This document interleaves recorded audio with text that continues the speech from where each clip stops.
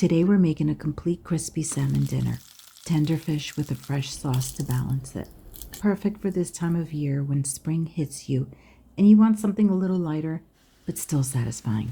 The salmon's already patted dry. That's what allows the skin to crisp instead of steam, and I'm seasoning it simply with salt. I've got a hot stainless steel pan with a little oil already in it.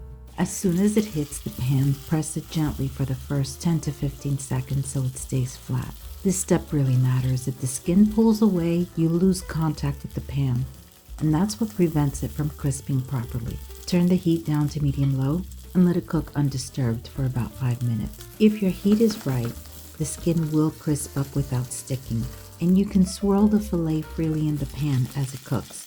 But don't try to flip it too soon. If the skin hasn't set, it'll stick, and you'll risk breaking the fillet, and salmon's way too good to rush. As it cooks, you'll see the color slowly moving up the side of the fish. When it reaches about halfway, that's your cue to flip. And from here, I leave it alone, because the sauce we're about to make is what brings everything together.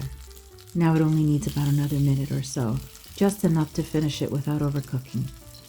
You see how the oil stays clear and the pan stays clean? There's no burning and no dark spots. That's how I know I'm on track for a really tender fish. A fresh parsley-based sauce. It's really versatile and works beautifully with fish, steak, or potatoes. This is what ties the whole plate together. Finely chopped shallots and a bit of red wine vinegar.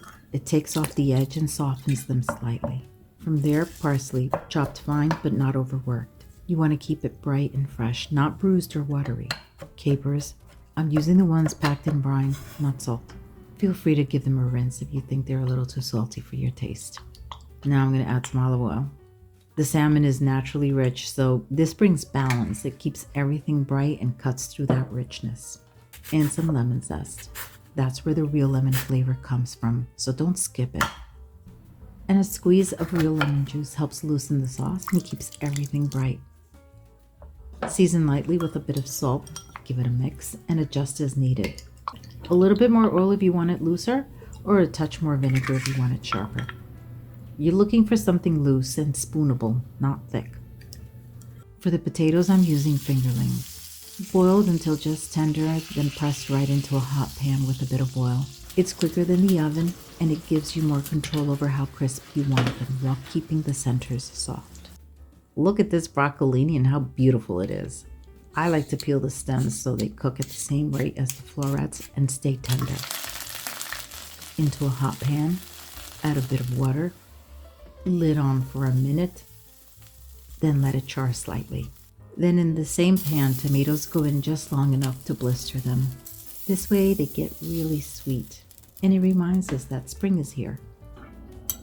If you're new here, welcome to Marty's Herbie Kitchen. This is where I like to cook simple meals that feel just a little special. What I like to call simple luxury.